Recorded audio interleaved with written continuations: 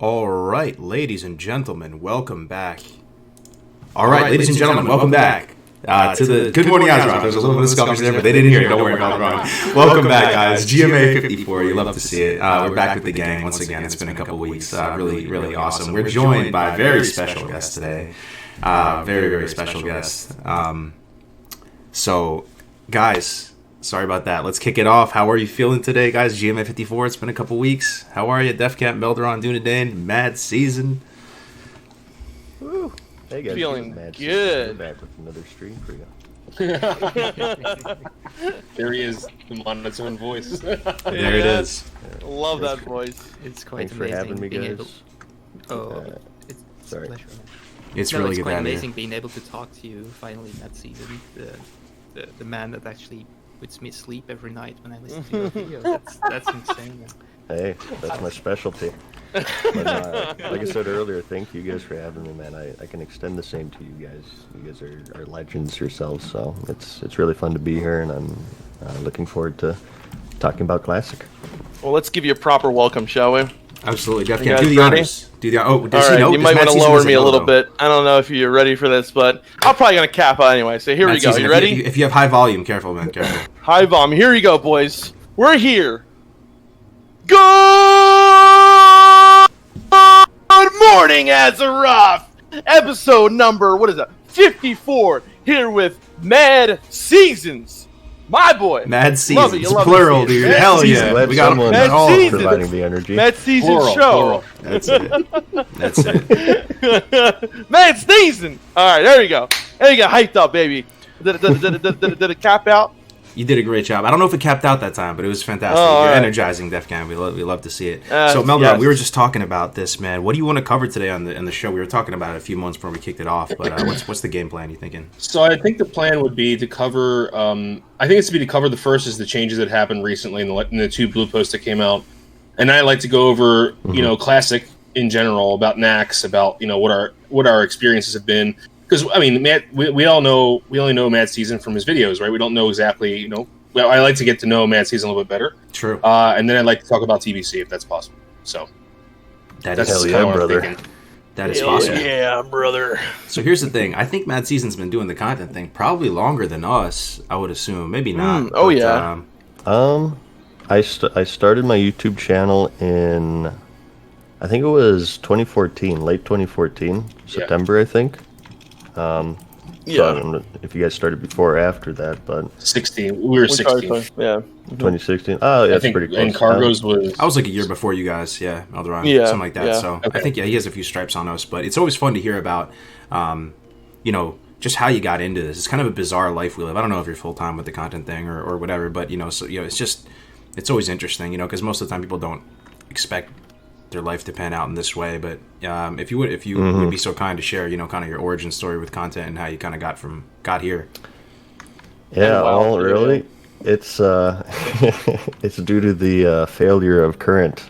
The only reason I ever started my YouTube channel was during Draenor's, because I was so, and not to rip on Current too much, I don't want to turn this into a crap on Current stream, but really just nothing to do in Warlords of Draenor. Anyone who played that expansion knows that basically most players just sort of sat in their garrison and played with themselves the whole expansion. Yeah. So I was like, you know what, I'm bored. Let me make a video about like gold making or something. That's what I was doing at the time, just leveling alts and gold making. Because my entire guild basically liquidated at that point, and I didn't really have anyone to play with. I wasn't really interested in finding a new guild, so that was just like purely my gold making expansion. And I was a gold guide YouTuber for about a year before I started branching out into other stuff. Then Legion came around, and I actually really liked Legion. Legion to me is like current World of Warcraft at its prime. And I think about midway through Legion, I started making videos about Classic, but more just like kind of nostalgia. I never really got into the private server scene, mainly because I get kind of attached to my characters in this game. It's kind of weird, but I don't know, it's just the way I am. So, knowing in the private server scene they get shut down all the time, Blizzard shuts them down, or there's like some issue with the servers, the people running the server themselves, and they just restarted. I was just like, I mean, it looks interesting, I want to play it, but I don't want to lose my characters. And eventually that whole Nostalrius thing happening. Geez, was that like 2017? That was right around WOD as well, I think, right? Yeah, that was 16, that was after WOD. It was 16. after WOD, I think. Yeah, Yeah, Legion that's- came out that's- 2016. Yeah. Yeah, the reason I know is because I started this channel because of Nost being shut down. Yeah. Oh, okay. Yeah, but go ahead. I'm sorry, I don't interrupt your story. Yeah. Oh no, it's I think from there basically I just kind of slowly transitioned to classic again, just because BFA just kind of petered out for me. So I eventually, then the classic announcement obviously was huge, and I was full on like, okay, let's do this. Did you? Yeah, play, but you were making like content, like classic style content before the announcement. I remember you made the like the weapons. Like I remember you made the one about like benediction. I think that was before the announcement. But you were obviously there was a lot of hype going around, the classic stuff. But like you've always been a huge fan of like vanilla and classic WoW, and started playing. Like you said, you were telling us earlier, you started playing way back. When did you first start playing too? I first started in March of 2005. I'm glad you're bringing that up because my friends always call me a professional rambler. So it was only natural that I took that to YouTube with like classic and talking about the old days and stuff. And yeah, I don't know. I'd have to track down when I made my first classic video, but I think it was maybe like 2015 or 2016. It was a few months before they announced classic, if I remember correctly. But that was just complete happenstance, and like I guess that they later announced the official recreation. Yeah. I've always been so impressed by just the quality, the editing that goes in your videos, man. The passion, the love. A lot of us, know a lot about the game. We have the passion, but I mean, when it comes to making videos and stuff, it does take a lot of like an ensemble of hard skills to put stuff together. I'm curious, like, did you come from a video editing background or anything like that, or did you just kind of... Same question. Yeah. Oh, no, it was all self-taught. Well, I looked up YouTube videos, if you count that. But if you look at my earlier videos, they're incredibly basic. It's like video editing. It's just like any skill, I think. If you put time into it, you're going to become good at it, just like math or a musical instrument. I just, put an insane amount of time into it. I'm a very grindy person a lot of the times. That's why I eventually did rank 14. So it's just time. Just putting tons of time into it, and eventually you're just going to improve in that. And I don't know, I think my videos are all right. I appreciate it, but you guys make some pretty good stuff yourself, if I may say. We make a lot of slides. Yeah, we make a lot. We make a lot of slides. With yours, MadSeason. It's hard to explain, right? Because you have different type of content creators out there. You have people like Willie, right? You have people like Willie. I think is like one of the awesome. Content creators. Great content, like a really good amount of content, and it's like it's easy to absorb. But then you have content creators like Platinum WoW, where it's like it's great content, but it has like that funny meme side of it. Yeah. But then you have content like yourself, and everyone's personality is in their content a little bit, right? Melderon's got he's a scientist, so he's got all these slides. Kargoz has got more of like he's got that military themes going, like it's got everything is in order, like specifically like this that and it's very like, and I think your personality goes really really well into your videos because it's very it's like chill and relaxed, but at the same time you're captivated by it, right? So it's like, you know what I mean? It's not like, a lot of people will say, oh, MadSeason's voice is like very monotone, but it goes so well with your videos. that's the trademark thing. You know what I mean? It's like, it's perfect because it's I don't know. It's not like sometimes you watch a video and it's like too much going on. It's like too hype and this, that, and other, and you can tell the person's just putting too much into it. You're just putting yourself into it, and it never gets old. It never gets old. That's the special sauce with them, because you would think on paper, if they're teaching a course on YouTube and Twitch, it's like you have to be very overzealous and enthusiastic, and like have all this vocal fry and all this. MadSeason hits him with the monotone voice, but it works. It's like it's endearing, it's like it's your special sauce, man. But yeah. So how's your classic journey been so far, man, up until this point? Have you accomplished what you wanted to accomplish? How do you view classic at this point? We've all this Naxxramas potentially on the horizon. It's a mixed bag. I mean, overall I love it. I mean, obviously I think I'm at nearly 100 days played on my warrior, and I have a bunch of alts at like 35, like 40s and stuff as well. I don't know, there's an add-on to like calculate days played, but I'm kind of scared to install it at this point and see what that number is. But like I said, it's been what I thought it would be in a lot of ways, and not so much in a lot of other ways. I think really the big plus for me would be mainly the community, and like the strong sense of community that you get from the game, and each of these servers having their kind of own unique flair. And I'm on Fairlena, which is the spicy streamer server, which can be a lot. It's a handful a lot of the times. There's a lot of spicy people. I have a lot of questions here. about that. I'm sure we all do. Yeah. Oh, yeah, I have to say, Mads, like, what made you, I think you're the last person I thought that would roll in a server like that. Was this because you kind of wanted to have that experience? Just out of curiosity. Yeah.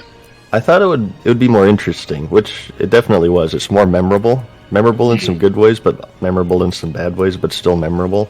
But also, really, I didn't have a guild, and I didn't have interest in making my own guild. It's a ton of work in Classic. Yeah. And I just became friends with Svent, actually.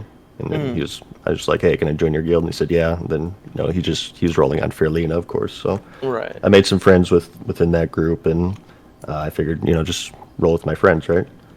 No, yeah, that makes sense. That makes total sense. The reason I asked was because when you made that video about the PvP experience and stuff like that, and how negative, not how negative it was, but how negative it could have been, and got sometimes. It was negative sometimes. Don't be afraid to say that. Yeah. I guess the whole time I was watching it, I was just kind of like, Mads doesn't seem the kind of person who would want to do this, like who wanted to be in a situation like this.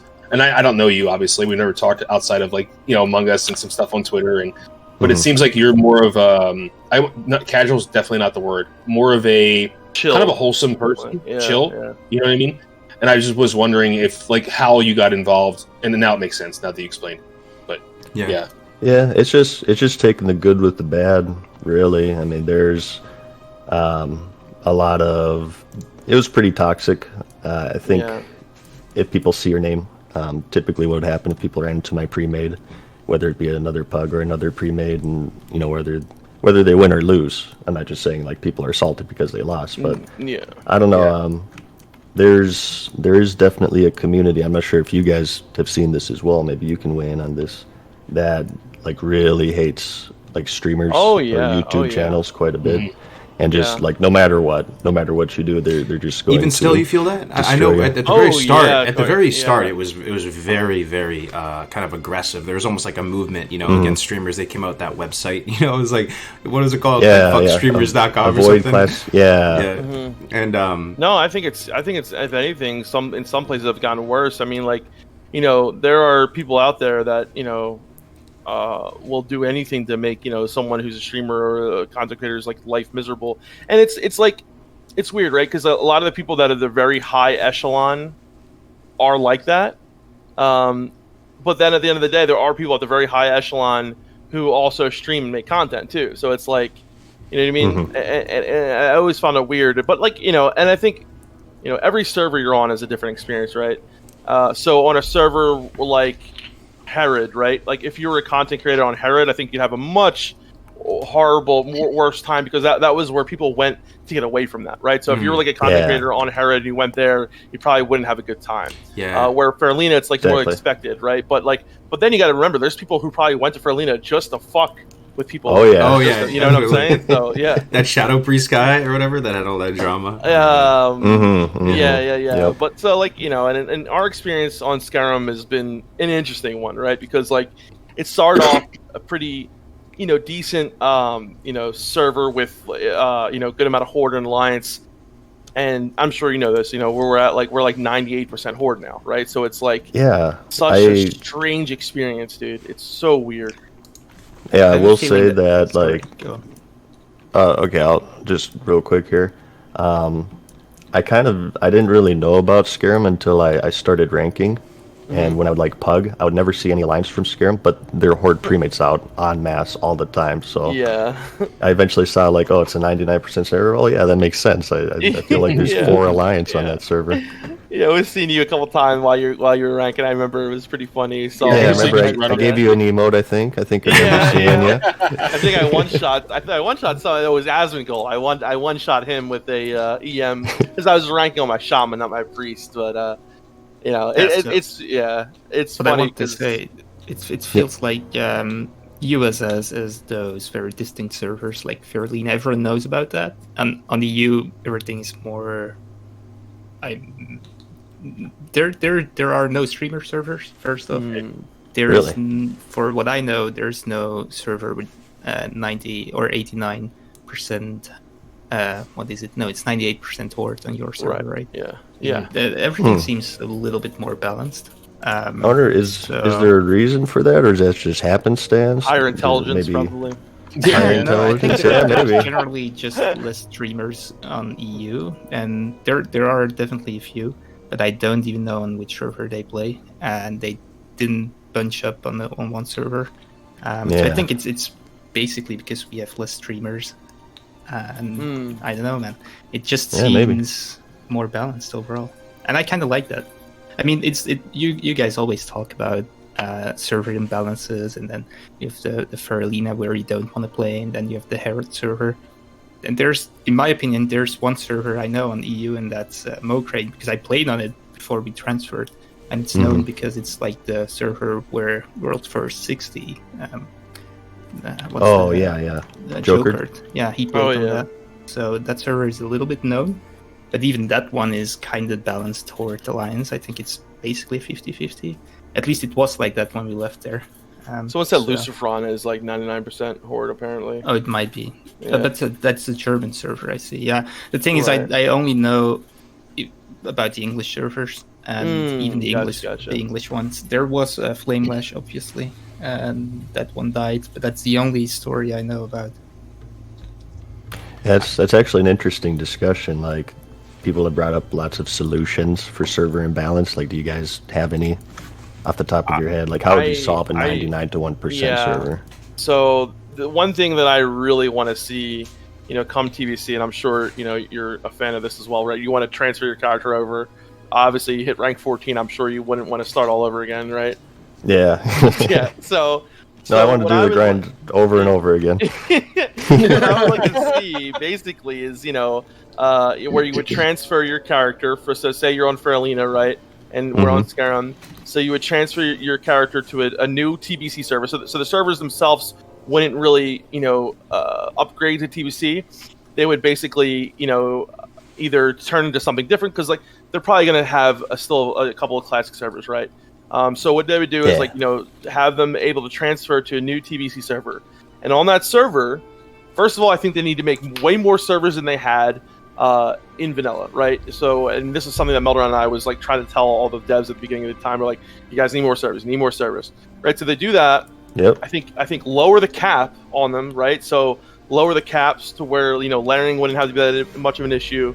Lower them down to where maybe max 5,000, 4,000, whatever. This is like, but at the same time, if it starts to go, to where, starting to go skewed, like way more horde to alliance, you automatically just stop having alliance to that server, or horde to that server, and say, okay, this server now is capped for horde, then only alliance can go there, and then at one point it caps off, and then so basically you have like not a queue, but a gate.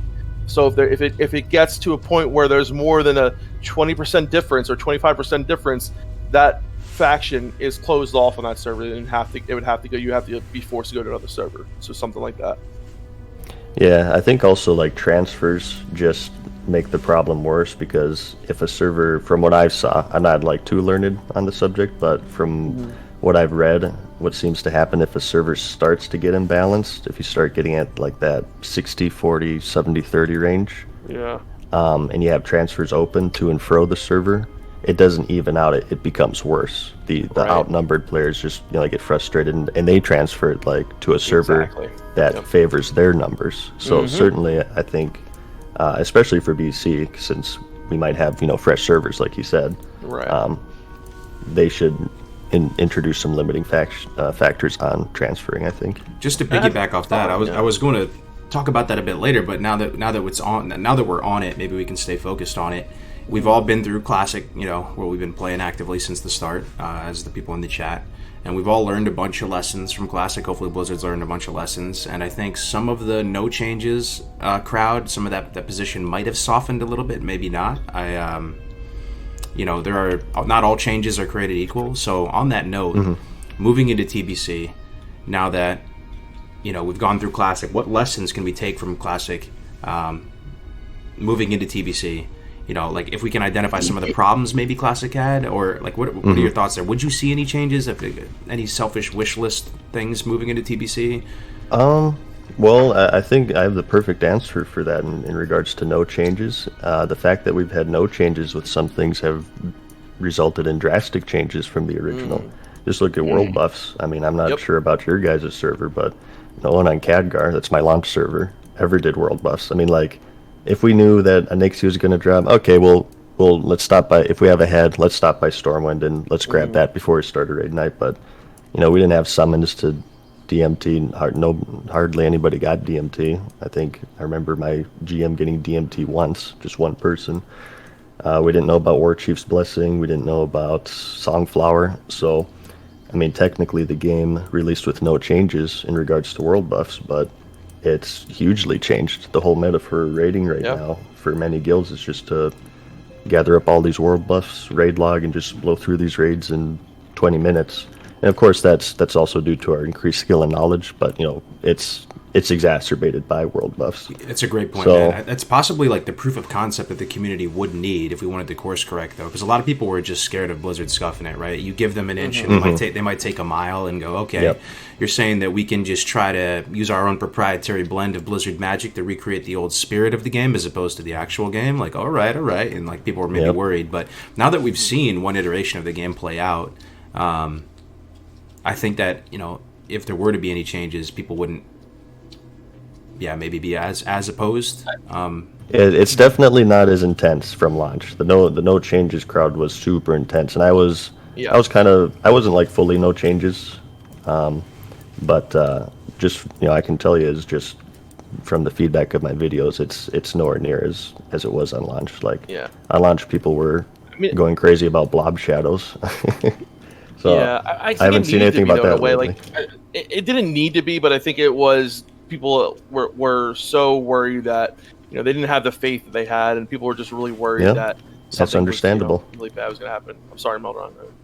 I'm just saying, like, we've been vindicated in the fact that the game has come out, right? That was the whole point of this movement, was to get this game to be released in its original state, and it has been somewhat, and we'll get into that when we talk about the Blue Post. But now is the time when TBC is coming out to think about how we can alter the game in a way that's more healthy for the average player, or for most players, I should say, most players. I put that video out before the game was launched. I think world buffs are terrible, and I think they should be taken out of the game, 100%. At least when you zone into a raid. That was my suggestion. And because it just, first of all, it causes people to spurg out because they lose them, right? It causes this horrible world buff effect, which means if one person gets them, now your tank has to get them, now other DPS are going to get them. Like, it's pervasive. That's what I'm doing right now. So am I, bro. So am I. It's like, the third thing is, it literally totally underplays the PvE content. You don't see mechanics sometimes at all. You don't see certain phases, and it's all because of world buffs. So I think the creeping around it too. Is there any part of you that finds it fun though in a raid? Zero. It's fun when you can pump out really big numbers a little bit, but if everyone's but if they're not there, then the big numbers are those big numbers. Do you know what I'm saying? It's an inflation. It's an inflation. I wanted to say that. I don't think anyone generally likes it. If you just remove it, then indeed you can parse still, but just without world buffs, and everyone has an equal playing field basically. But to go on what Kargoz said, what do we want changed from Classic, or what did we learn? I think one thing that we need is smaller servers, because TBC is a smaller world. Absolutely. And I think the servers were way too big now, so I don't think we can go with these big servers to TBC. I think that would be a giant mess. I think that's a really good point, and I think we're going to see.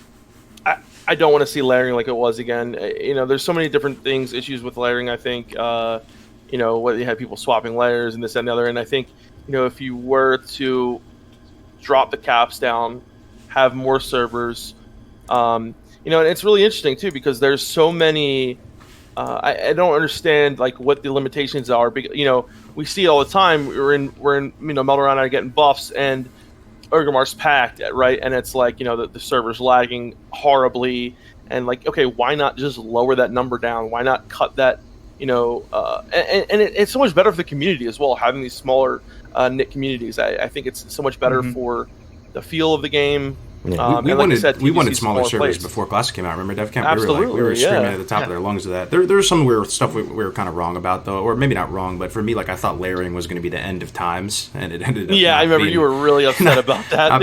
It wasn't the end of times. For me, multi-boxing is the end of times, and it still continues to be the end of times, even if it's a small percent, bro. It kills me inside MadSeason. I don't know, man. Something is wrong with me, dude. I hate multi-boxing, bro. It's like. But why did they allow it? I don't understand. That's another thing that no changes resulted in more changes. Like technically, multi-boxing was allowed back then, but I don't know. Do you guys ever remember seeing multi-boxers? The first one I saw very rarely.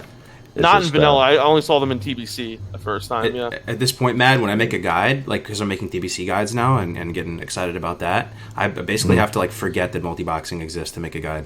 Like, and I'm like, yay, I get to make a guide, do research, like, like it's going to be awesome. And then, so, I don't know. So for me, I guess where I was going with this, going into TBC, here's what I would want to flirt with the idea of. I'm not saying I'm like hard charging this or bust, but the private servers on for TBC right now, they pretty much have content that's 2.5x as hard. And there's no doubt that Blizzard learned from Nostalrius. They learned from these classic private servers, right? To see how they pulled it off, to see what the demand would look like. So Blizzard should probably keep eyes on these TBC servers and go, absolutely. What would that look like? What if we buffed the content a bit? Is there a case study that we could look to? Would it break everything? And you can look at some of these private servers and go, hey, nothing's really broken. I mean, people are clearing the raids. It's a bit harder. So that's one thing I'm flirting with the idea of. Maybe Blizzard just scales up the difficulty to increase the length of the content, and it's more challenging for people. That would be my main thing. And the other thing would be faction queue. That was to this day the number one suggestion I've ever heard for the server imbalance. People are saying in TBC it's going to be even worse, the faction imbalance, because of horde ratios versus alliance ratios, so on and so forth. And looking back at Classic, at least with our server, right, Defcamp Scarum, those waves of server transfers, even if they were open for just a day, that's all it takes to pretty much set the server up for failure. Absolutely, right? Just one day, So on that first point, Kargoz, I think, especially if we get TBC and 2.4.3, I think we're going to have to buff the content a little bit, right? Because, like, if you all guys remember when TBC first came out, do you remember the gear that was in Kara? It was horrible. It was like blue, like shit gear, and it was like legit just dog shit. And at one point, Kara got retuned, and it was almost Kara became kind of like a catch-up raid, right? Because a lot of the gear was really good, and all the off-tier gear and all that kind of shit was horrible. And that being said, right, then we have the issues with the talents, right? So the talents are going to be in their 2.4.3 state. Obviously, if Blizzard really wanted to, apparently they have the information for TBC. But listen, they're not going to do that, right? So because it's going to be more time, more money. So if we go with the 2.4.3 build, I mean, why not? Have a little bit more, armor, have a little bit more HP. I don't want to like. I like how the raids are on private servers. I like them being a little bit, more difficult. And it's not like there's adding mechanics or they're, adding it's not like they do happen more often though, the mechanics. Yeah, some of the mechanics happen more often, but they're not adding. So it's not like the fight's going to change a whole lot. But I mean, we see it in vanilla, dude. Like people, make the content. Like Cthulhu was such a joke to what I thought it was going to be. So yeah, I would be all for that, and I think it'd have to be carefully done, right? You don't want to mess anything up too bad, but I don't know. I think Blizzard has a really big. They could make a really big change here from private servers by potentially allowing the game to release in its 2.1 and going further like that. Yeah. So what Defcamp said, you actually made two great points, I think. But if they go with the latest version, you say they shouldn't overbuff it or underbuff it or basically fuck the game up. I think if private servers can do it, definitely Blizzard can do it better. Yeah. So that shouldn't be a problem. But in my opinion, both the options you gave are good. Either they go with the latest version and buff the content, or they go with each patch by patch, like I actually hope they would have done for Classic. If you remember. Dunedain always loved that, bro. That was always your biggest fantasy, having the patch by patch. Yeah. So you're gonna give that necklace the 1.1 necklace. Yeah. If they do that for TBC, that would be awesome. And if they ever wanna recycle Classic, please consider that. They probably will not do it, but if you don't do it, then please buff the content a little bit. It's either one of those options for me. So I wouldn't like right? Yeah, I wouldn't like to have the latest version without the buffs, and we just have the same, probably a little bit harder than Classic, but still the same easy content we have now. What would be the downsides of buffing the content in TBC? One thing that comes to mind right off the bat is I think to myself, Arena is a big game changer. Even when I get into my Doomer multi-boxing is the end of the world mindset, there's a light, at the end of the tunnel that I see, and I go, oh, Arena, there's no multi-boxers in Arena. Maybe there will be, but, not really at the high levels. It may be 5. So Arena's there. You could say, what's the problem with the world being just regular difficulty? You still have Arena if you want the ultimate challenge and all that, but... would there be, who's going to grab their pitchforks if they buff, let's say, all the mobs and bosses by, I don't know, 50% or something? I don't think anyone will, because Kargoz, honestly, the people who would even know about it. So this is the way I look at the world. Maybe I'm wrong. I feel like casuals, truly casual players. We can all say what that means, but I mean, truly casual players don't even keep up to date with news. They probably wouldn't even know. Yeah. Oh, do you know what I mean? I thought of something though. You know why it would be maybe bad though, Melderon, is because if you look, so TBC has massive amount of raids in it, right? Even right off the jump. Yeah. So imagine if everything was much harder and the fights are 10-15 minutes long, on some of the bosses. To actually clear all the content every week as a raid, imagine taking your raid through, you would have to raid probably 4 days a week. Well, not really. To get through all of it. TBC, if I remember correctly, you only have to rate the raid you're on. Well, I'm not entirely sure. It's not the same thing as in Classic. In Classic, you keep running multi-core. In TBC, it isn't like that. I mean, most people are going to run Kara, depending on the gear set we get. But, and a lot of it does, imagine this, Kargoz. So a lot of it does depend on, if we're going to get the 2.4, the 2.4.3 version of the game, it's going to be, very, but think about this. If we obviously it's a lot more money, a lot more time for them to do it. But if we get the 2.1 version with the talents and the itemization, that means the meta every season in Arena is going to change. Mm-hmm. And it also really good for the game. It's going to be so awesome. Good for the game. Content, exactly. Yep. And not to mention, it's so different from private servers. So no one in the right mind who would want to play private servers versus Blizzard when you have an actual life, the game is alive, it's changing as it goes on. I think I know it. I know Blizzard has a lot of stuff going on right now. They have people leaving. Mike Morhaime made his fucking company and stuff like that. But they just put a little bit of time and energy into this, into potentially having a 2.1 launch, 2.0 launch, having the itemization and the talents and everything that way. I think that would solve a lot of issues. I think you lose a lot of polish, though, man. I disagree with that too. Just mainly because Blizzard takes pride in its polish, right? They want to. That's what they try to do. So for them, even if one new player out of the millions of people who play TBC open their bags and they see an item changed in their bag, see it somewhat arbitrarily, they're going to be like, "Yo, we can't do that. We can't just switch up how the items are." You have to realize it's not. These patches aren't built to be it's one building upon each other. The reason patches happen is because things are not right. So they look at it as an incomplete version of the game. So I understand. You know what I mean? That's my issue with doing patches. I mean, I would say the bugs are one thing. Though. Yeah. I would say that 2.4.3 is more balanced than 2.1. Yeah, probably. Right? But we talked about balance in the past, and I think we agreed that balance isn't that important for an MMO like WoW. So why don't we go with a few months of 2.1, which is probably a little bit less balanced? It's still cool to be in that 2.1 phase and be good at in that phase specifically, even knowing that you will be bad later. It's still cool to have your moment in the sun. So I don't think balance is the real answer here. So I don't really see that as a problem, honestly. What do you think, MadSeasons? I think Seasons. I said with I'm gonna change my channel name. But no, I think I sided with Defcamp. I mean, both sides bring up good points, but I sided with Defcamp and Dunedain here. I think really one of the biggest enemies of Classic in general is that stagnation.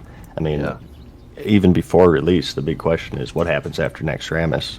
So I look at anything that combats that stagnation through progressive patches and whatnot as being good for the game and just overall more healthy, even though it might like be more imbalanced or there might be. I'm not saying like bring back game bugs and stuff. I'm not sure. Right. Because itemization is different from like the class balance nerfs and stuff. You know, because Blizzard flip flopped a bunch of stuff with the actual class mechanics. But yeah, the itemization. I hear what you're saying.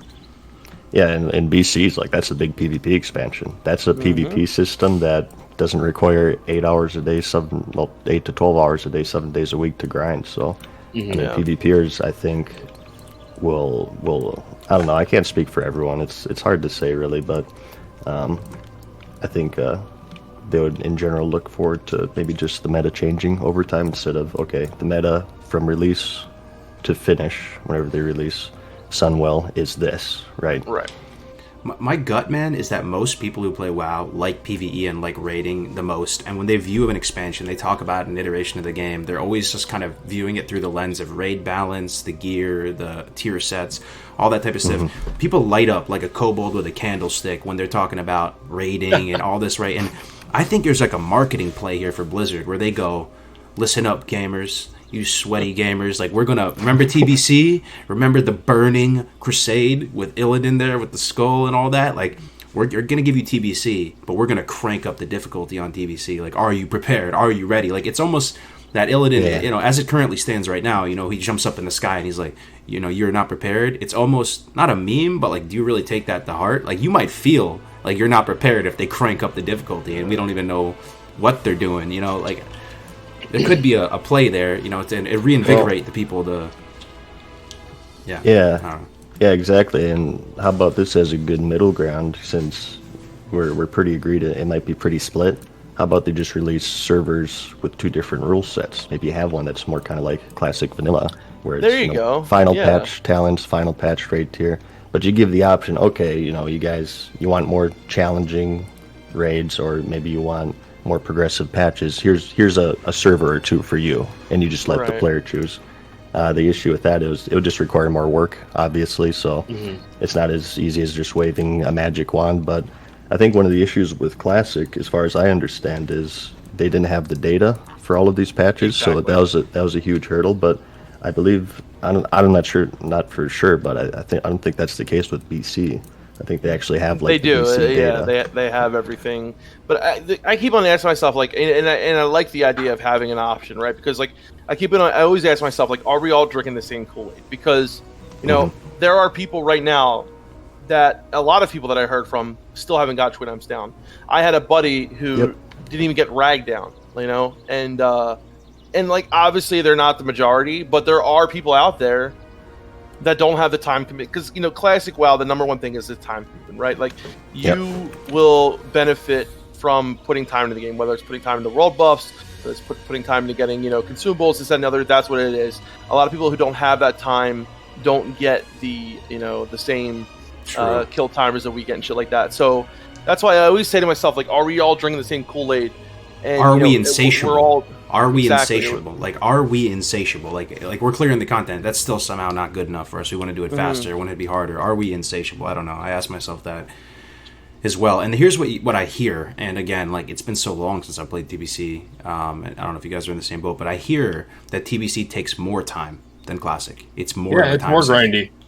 Yeah, the rep grinds. Yeah. They're huge. The attunement chain. Have you ever seen the flow chart for attuning for raids in BC? It's insane.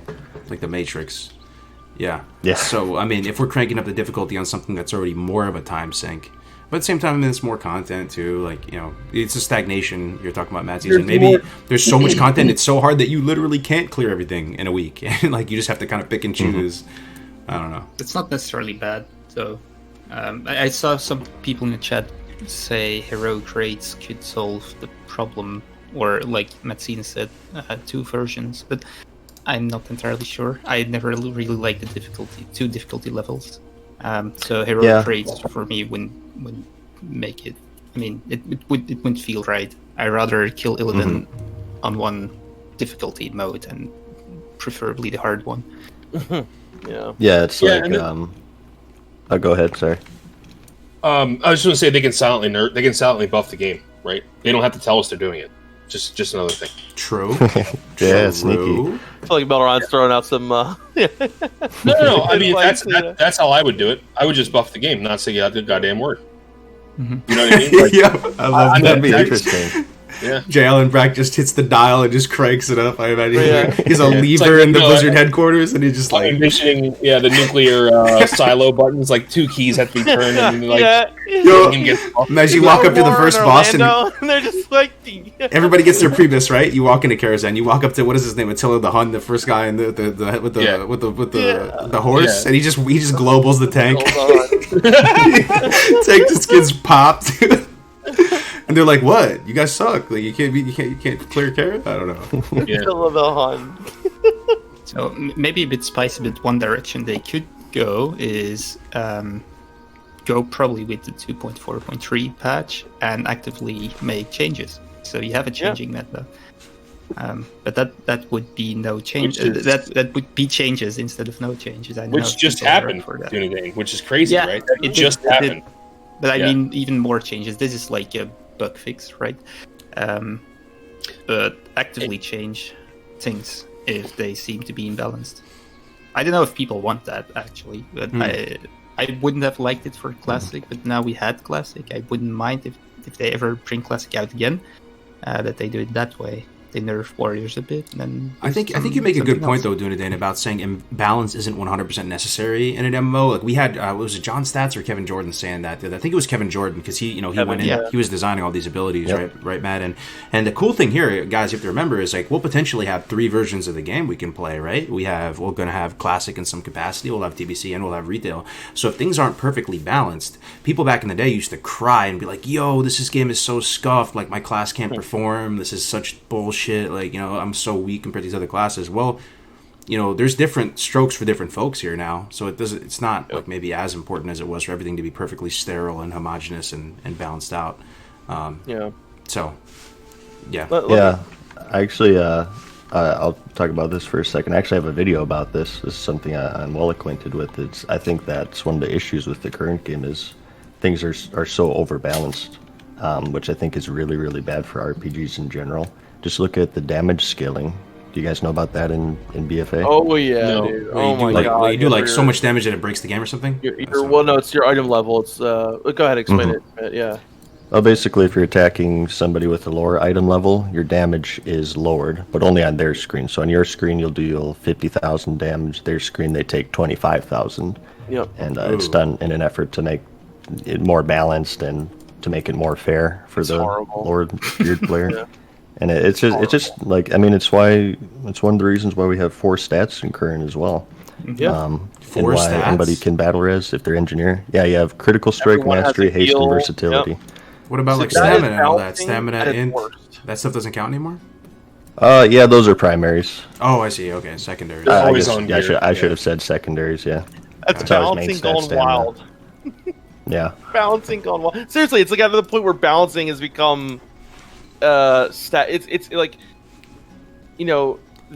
looking at a game designer point of view, right? It's like, okay, we got to balance it, and it's just like gotten to the point where the machines have like taken over, and now it's like they're kind of like a mind of their own. It's gotten out of hand. It's definitely gotten out of hand. Can I say And another think- point? Oh, sorry, man. Okay, I just realized. No, I'm Light bulb done. just Yeah, came on. I just think that would be horrible to like try to have that for DBC.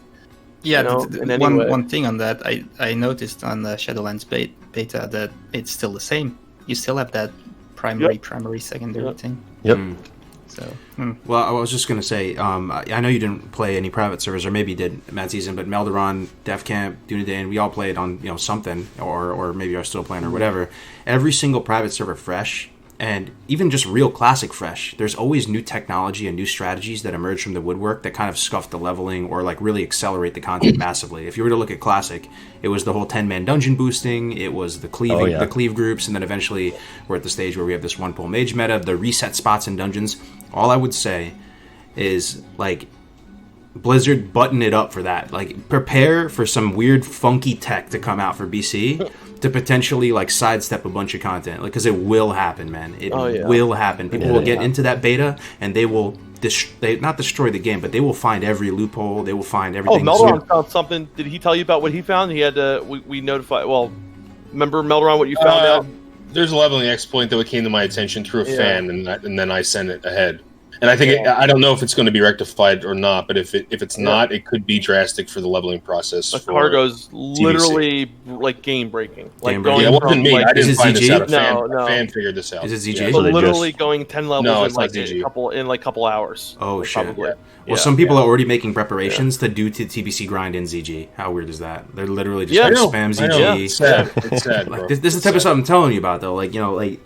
If I was Blizzard, maybe make the dungeon values a bit lower. I don't know. Just try to have the world defend itself a little bit. That's why time gating is going to be so important. You guys are all on board for time gating here, right? You mean the raids? So yes, because TBC raids were out. Like Black Temple and all. Well, not Black Temple. Sorry, SSC, the Eye. They were all available at launch. You just had to get attuned to it, right? And the problem is, nowadays, people are going to get the max level really quick, get attuned really quick, and be able to do those raids very, very quickly. So I think we should time gate, have just Kara out first, and then, time gate the rest of the raids. That way, 100%, yeah. Well, we don't have to worry about that happening. So are you guys... on if they bring it out buffed or not. If they bring it out in the final state without any buffs, then definitely time gate it. If they don't, then they can bring it out altogether. Yeah, that's a tricky one. Because if you're saying if all the raids are released, some of the raids could just get totally looked over because maybe some of the gear, if you could just basically skip through Kara and some of the early raids, and maybe you would have no reason to run it later, so you would extend the content by... I mean, Kargoz, imagine people within, the third week already have, being almost ready to go into fucking Black Temple. Like that's just... Yo, that might happen in like 2 weeks or less, bro. If it's a buffed Black Temple, that's not possible. So what I'm saying is almost ready to go in. Like, I have the SSC in the Eye, like get everything out of there that they already fucking had, and like going in, getting ready to have. That's what I'm saying. It's like I think we need to time gate the raids on there. So like like when the game is released, only have maybe Karazhan and Gruul's Lair available to do. At first, you know what I mean? And then within a couple months, I don't know, but I think that there definitely has to be some kind of time gate. I'm not saying I have the answer for what the time gating should be. I'm just saying that there definitely needs to be, in my opinion, because the way that it worked back in TBC, people didn't get to that content until way later, but it's not going to be that way now. Honestly, I'd rather have buffed content, which is not time gated, than unbuffed, time-gated, easy content. True. But even if it is buffed Dunedain, it's not going to be buffed enough. Then it can still be time-gated. Right. But I see your point, but I'm worried that even if it is buffed, it's not going to be buffed enough to the point where it's going to change that much. Because there's still going to be people who know exactly what they have to do to get there. Because if they're coming from private servers, they're already going to know how to do it in a hard mode anyway. And there's going to be 4 guilds on the server that have crazy gear while everyone else doesn't. And that's going to make it even worse, right? Yeah, I understand that. I just don't want Blizzard to think, we can time gate it and then it's fixed. An easy solution. I get what you're saying. I get what you're saying. So, It should be it's a tricky one because I was initially of the camp of release the raids as they are. So you have Gruul's, Serpent Shrine, Karazhan, of course, and the Eye. Hyjal too, right? All out. Mac-Theridon. Hyjal was because out I think. It was Hyjal. Yep, Hyjal, Mac-Theridon. But obviously they're all. Go ahead, MadSeason. Yeah, finish what you're saying. Because I thought that I don't know, and maybe I'm underestimating the player base, but if we're talking pre-nerf, we're talking the buffed versions, I would have thought that people would have run into just gear checks eventually, because I mean the progression is going to be faster certainly than it was in 2004 or 2007. Sorry, but. I don't know, they're just like, I kind of like the idea of all these raids being out and actually having progression again, because, I don't know, between the attunements and reputations and everything, and just certain bosses just destroying people because you're in Karazhan gear, I don't really foresee the player base being able to just speed through it week 1, week 2, week 3. I don't know, maybe it might take a couple of months, but I don't know, at the same time as well, like I said, you might be underestimating the player base. We certainly did that with and you know, it could be a situation where they just speed through it, and it's hard to tell. I think what's going to happen, honestly, MadSeason is if they do it that way, there is, you know, like, it's going to be everyone's going to feel such a pressure to do all that at once, right? It's going to be like just how like world buffs got normalized, right? Just how. Think how hype that would be, though. But what a race that would be. That would be crazy. Like, okay, but only for like a couple weeks. Exactly, a couple weeks, and after that, okay, what do we do now? We're sitting on our fucking hands. Like, that's the issue, right? It's like everyone's gonna rush to do this, and then the same thing's gonna happen, which happened in vanilla. Everyone's gonna get fucking what's the word? When, you know, we get burnout. Everyone's gonna get burnout, and it's gonna. That's why I think it might be cool, and I think. But I think it'll get normalized just the same way world buffs did, and I think, you know, it worked really well back in TVC when it first came out because it was all new. Everything was new. Everyone was still new to the game. It was still, you know, fresh, and people still sucked for the most part. You know what I mean? And people were getting better and this, that, and the other. But it took a good amount of time, and there's going to be guilds out there. You know, and the thing is, everyone watches, you know, streaming and this and the other, and they see the top end guilds doing it, and they think that's the norm. So everyone attempts to do that. Everyone tries to do that, and in the most part, everyone will do that. And then we're gonna have this issue with everyone finish all this content in like 1 to 2 months, and people are gonna be bored or they're gonna burn out, and it's gonna just be really bad. I think overall for the longevity of the game. Yeah, and that could be something that they iron out in beta testing too. They kind of test it, maybe they release it with all the raids, and if they see, you know, the power gamers just speed through it, they say, oh, okay, well, maybe this is too fast. Maybe we should just we should time gate the raids. That could be a possible solution to that. Or, again, maybe just having servers of different rule sets. Yeah, it's a possibility. Here's the thing, too, just other things to keep in consideration. There's not really like a huge takeaway here, but if we look at Classic as a precedent, we see servers like Faralina, right? Scarum, Herod, some of the kind of sweaty PvP servers. People went to the 9 millionth degree of try hard, you know, to get it all done. But at the same time, we also have some PvE servers. I'm playing on one right now, and it was my first time ever playing on both a PvE or an RP server. And you got people like Taladrill, who was playing on that other PvE server, I think it was Atiesh or something, and they would report back. We would meet up as a group and talk about content and stuff, right, Matt? And you know, we'd be like, oh my god, like complaining about this and that, and Taladrill's over there like, actually, it's pretty chill on my server. Like, that doesn't happen here on this PvE server. You know, like a lot of what you're saying doesn't even apply to us at all. And I guess what I'm saying is that some people who get really turned off by that, and if we're just par for the course and Blizzard just rolls it out kind of exactly how they did with Classic, you should really consider maybe playing a PvE or an RP type of server, because it might be a better change of pace for you. And some people might have gotten a bad taste in their mouth when it came to World PvP.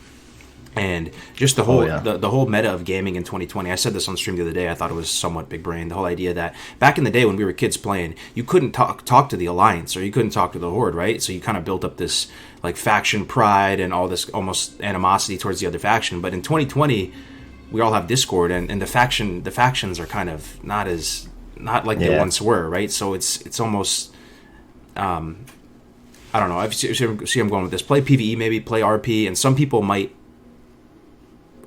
regretted going PvP. I kind of regretted going PvP as a streamer. I don't know. PvP server to start. Well, I will say on that point, like, I hope all the streamers are ready for BC, because if they thought stream sniping was bad in Classic, just wait till everybody has flying mounts in a world size that's about 1/10 the size of Classic. It's going to be a bloodbath. Yep, I think a lot of streamers are actually going to go PvE because it's just going to be too much. Like, anybody can see where you are and get there within 1 minute. Unlike Classic, where, you know, it can take a while to get there. If you're on Kalimdor, it can take people 10-20 minutes to get to you, and you can kind of deal with that. I mean, obviously something that only pertains to streamers, but it's going to be interesting to see how that plays out. Yeah, for sure, man. For sure. 100%. Yeah, we should talk about Phase 6. I think a lot of people want to hear about that, and I think we should talk about kind of the changes that happen with Phase 6. That are coming with Phase 6, excuse me, because there's a lot. You guys have a link to that blue post by chance? I'll throw it up on the stream if anybody can find it. Give me a second. I'm also getting a buff right now. Okay, I'll find it. Just kick it off. Wait, what buff's going out? What the fuck? Oh, okay. I thought it was a car. It is 340 is a car. Oh, it is. Oh shit. Okay. Maybe we should start with. It's an early announcement, right? Was it expected to be this early? Did you? Well, it goes in line with what Nano said in his leak. Mm-hmm. So I wouldn't consider it early. It's early compared to the vanilla timeline. Yes, Dunedain, you're right, 100%. Because I think Cthulhu was unkillable for what, 3 months, something like that. And there's also still no. Which another scary thing is that there's no. There's no. What the hell am I trying to say? I just lost my train of thought. Sorry. It'll come back. It'll come back. Yeah, there's still servers that don't have the gates open. That's what it is. Exactly. They're forcing them open, though. The thing is, for example, I'm looking still for the scepter of what's it called? Defcamp. You got it. False Prophet. Yeah. False Prophet. It never even dropped yet, and now they talk about Naxx. So it's on the one hand, it's kind of early. On the other hand, AQ isn't the most exciting thing ever, and many people in the guild think the same way. So having Naxx by end of November, beginning of December, I would really like that, honestly. So for me, it's good news, basically. Yeah, we were talking about that. You called that Melderon. You're saying Naxx by Christmas. I remember you said that months ago. Mm-hmm. It's looking like that'll be the case, right? Sorry, but go ahead, yeah. Yeah, it looks like December is going to be the case, which makes sense, right? Even if it's January, cold raid, ice monsters, cold. Yep. It makes sense. It's thematically, it makes sense. But the biggest thing, so Phase 6 is going to be coming. The Blue Post is on. I mean, so basically the Argent Dawn catch-up pieces, quote unquote, will be available. Yeah. With the Scourge Invasion and with the insignias of the Dawn and stuff like that, where you can turn in the writs, and then the writs turn in the insignias, and the insignias can be turned in for gear or the supply bag. That's pretty cool. Obviously, Naxx will be available. They're only doing testing on Naxx in certain periods, though. They didn't say when either. So Naxx is not available in the PTR until they say it's available, which is interesting. That's pretty cool, actually. It's a good way to tackle the private server, testing it over and over and over, so you can one-shot everything when it actually releases. I think that would be a cool thing for new content as well on retail. I don't know how they do it actually on retail, but this would be nice. Yeah, I think that's good because didn't they skip testing AQ? Yep. Was that the case? They did. That resulted in Cthulhu being... I mean, people are going to go just tear through that raid anyways, but Cthulhu was bugged on release. And, Naxxramas is, although they're still pretty basic compared to current today, that's where you actually start seeing mechanics and more chance for bosses to just be completely broken. So there's been a lot of controversy with raid testing, but I think it's a good call considering Naxxramas is a little bit more complicated. And I think it's a good middle ground to limit it to specific times so, people just don't get to practice and completely just blow through it on release. What do you guys think? Is this the one? I think it's gonna be blown through either way, man. I really do. Yeah. People say Naxx is so hard, right? Well, people were saying that. So you think it's still gonna be pretty easy, Defcamp? Here's the thing, right? Going off of what I thought Cthulhu was gonna be like, and everyone's saying, yeah, Cthulhu's similar to a lot of bosses in Naxx. I think Four Horsemen's gonna be a little bit of a rough time, on the first week or whatever, but I think we're gonna clear it probably in our first week, no problem. I think most hardcore guilds are, and I think what's gonna happen is people are gonna clear it, and they're gonna get fucking bored pretty quick, and then everyone's gonna be waiting for TBC to come out, and I don't know. I don't think it's gonna be what I thought and what everyone thought it was gonna be before the game came out. Naxx being this thing that only 1% of fucking people did, and and it's So someone said something to me crazy, which is crazy when you think about it. They said, "Imagine Naxx being easier than Wrath Naxx," and I was like, "Wow!" I think that's going to be what it is. And I don't know. It may not be, but I think I think it will. I think it has the potential to be easier than Wrath Naxx. Wow. Why do you say that? Because of the damage output, number one, world buffs, the meta, the understanding of the game.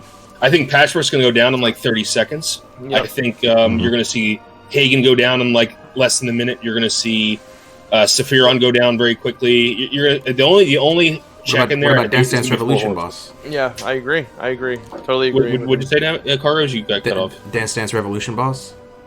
Dude, he's gonna die he's gonna dance once and die. Yeah. Even like hard bosses that were hard back in the day due to class composition. 4 horsemen, you wanted 8 tanks was the meta. I don't know about your guys' raids, but do you see a shortage of Fury Warriors right now that can serve as an off tank?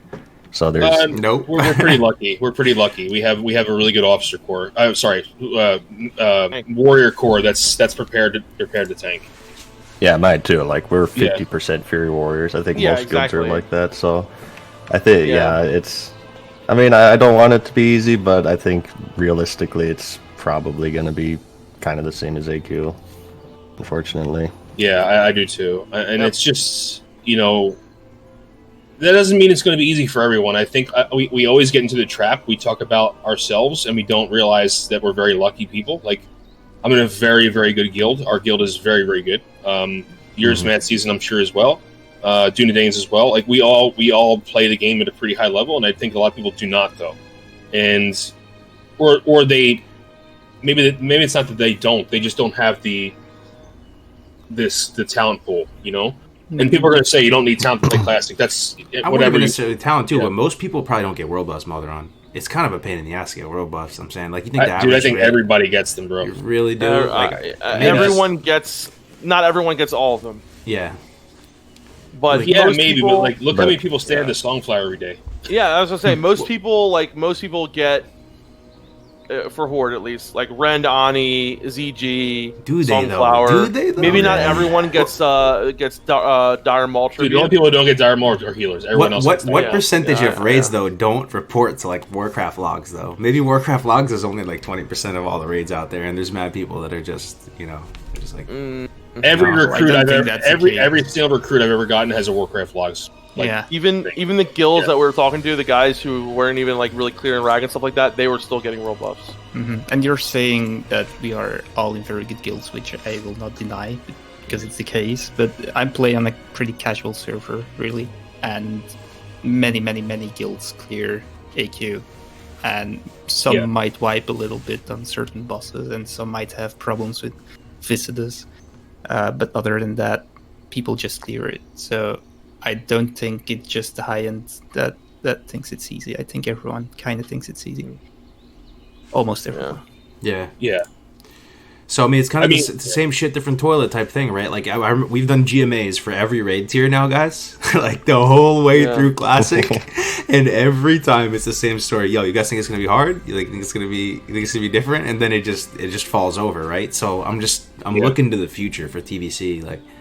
If Blizzard has the data, I guess, but look at how many people are getting the world buffs or how easy stuff is, and I just think it makes a stronger case for maybe buffing some of the raids in TBC so that it's not the same shit, different toilet, and maybe it just holds up a little bit longer. But I guess in TBC there's no world buffs, right? You can't bring the world buffs in, so that's they have the capability to make this hard. Is the only people that can make this more challenging is Blizzard, and it's in their hands. Like no one else can do it.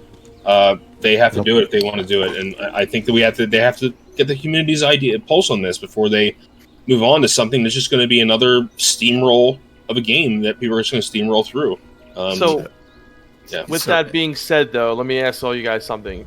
Do you almost feel like Blizzard? I don't know. Maybe I'm a little paranoid, but I almost feel like they just want it to come out in this way that Classic did, so that Shadowlands can shine and TBC can be on the back burner. And like I almost feel like they don't want to put that much effort in it because they were kind of forced to do this in the long run. This isn't something they plan on doing. They kind of had their hands tied, and that's just like I had that fear, right? That they're just gonna put it out there in its whatever form, so that people can just play it because they're gonna play it either fucking way. And not do the best they can. I think they have 10%. I think they have 10% of the budget that they have for retail. I'm just throwing out an arbitrary number. I think they want it to succeed, right? Because it's like different strokes, different folks. But it's probably the type of thing that Classic and TBC monetize so little compared to like everything else in the Blizzard ecosystem, man. Like you look at a game like Hearthstone, you play Hearthstone for like 30 minutes and you're out a couple $100. It feels like, I don't know. Yep. I mean, you play the retail, the new pets, new mount, like, you know, there's so many ways where they can, you know, get your money in Classic it's just the sub, right? The 15. So they probably have such a small budget for it that, you know, they're just kind of like, they hire like a couple dudes and like, yeah, go do TBC, like have fun. I don't know. Yeah. But do you kind of, then you guys think that like that though? Like they almost kind of don't want it to do as good as it can? I don't think they don't want to do it as good as they can. I think if you're in the team of Classic, I think you want it to succeed and you want to do it as best as you can within the means you get. Yeah. I don't know. I just feel like they could put a little bit more time and energy into it, because I really do think that Classic brought a lot of people back even into retail. You know what I mean? Yeah. I know a lot of people who started playing retail because of Classic, and you know, I just think that if they would, you know, maybe get a little bit of a bigger team and have like, because I love the people that work on the team right now, like, you know, Orlando and those guys, they're really great, they're passionate people, but I just feel like they don't have the, like, you know, they have to answer to, you know, their higher ups, right? And their higher ups are the ones that kind of, you know, put things to where they go. I have this distinct feeling that like they, you know, they want Shadowlands to succeed and TBC to be, you know, kind of like a side thing and not. Yeah. Well, yeah, they probably want Shadowlands to be the main thing, right? That makes sense. Oh, of course, yeah. The retail, like, current version of the game with, you know, yeah. I think you're onto something in the sense, Defcamp. You just have to look at the incentives for them. Like, what's a higher upside for them? Retail, having the bigger player base, has more upside, right? It monetizes better, and there's a future that's potentially infinite, as opposed to TBC. They probably, in their eyes, see this is going to go Classic, TBC, Wrath, and that's about it for the runway of these legacy servers. So. Yeah. Incentive makes sense for them to push Shadowlands as much as possible.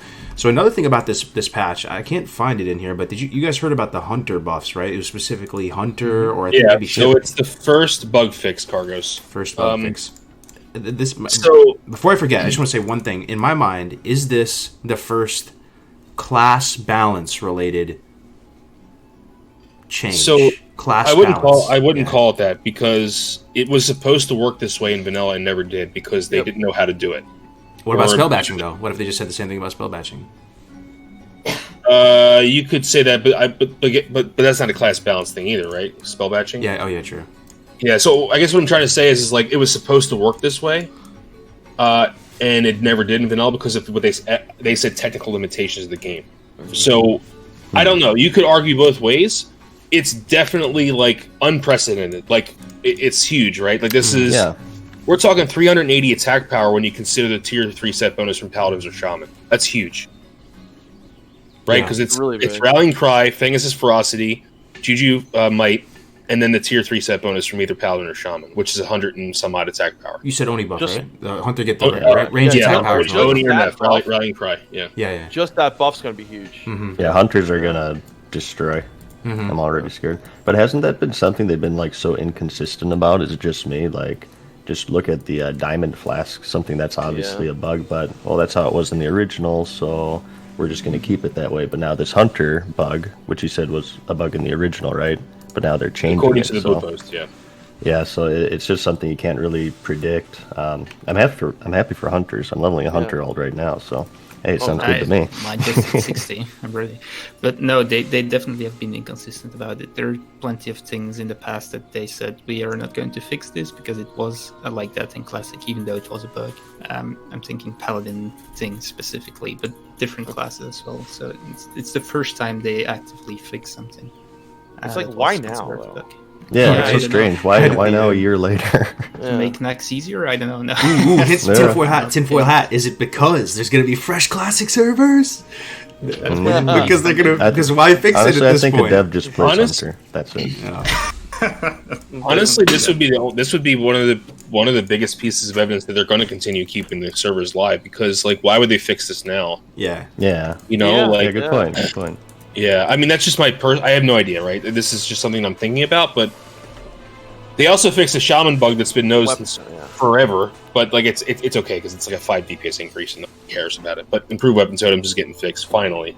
But you know, this hunter change is just so big. It's you know, they literally said, you know, we wanted them to be able to benefit from world buffs, but they never did, the way warriors and rogues did. But now here you go. Here's this change, and all of a sudden now hunters are like, well, I wish I would have known this when I first rolled the game, because maybe I wanted to play hunter, and I didn't want to. Now because of this, I didn't roll hunter. Like, I'm sure there's people that I'm not saying that's a big population, but I'm sure people are feeling that now. Like, man, or they rolled hunter in the beginning, realized it was shit, and then rolled a warrior or a rogue. It's a big deal, man, because people, when they're deciding their class during Classic and they wanted to play Hunter, they would get memed on by people. They'd be like, you know, Hunter sucks, right? In raids, right? You know, it sucks. You know, it falls off, right? And that's a big thing that goes into people's thought process for sure, man. Yep.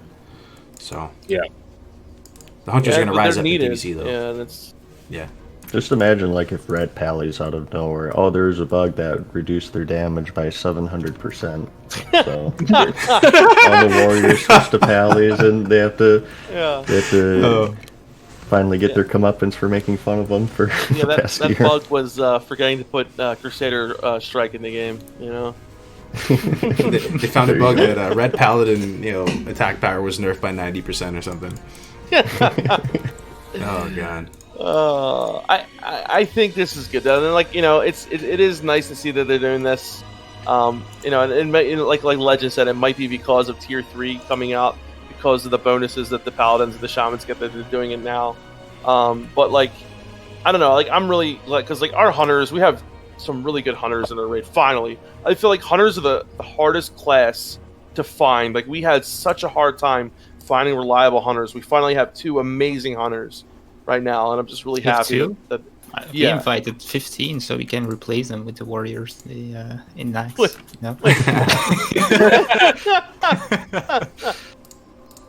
No, but we definitely have a lot of hunters lately. I think that's Alliance versus Horde difference, because we have many problems finding warlocks instead of hunters.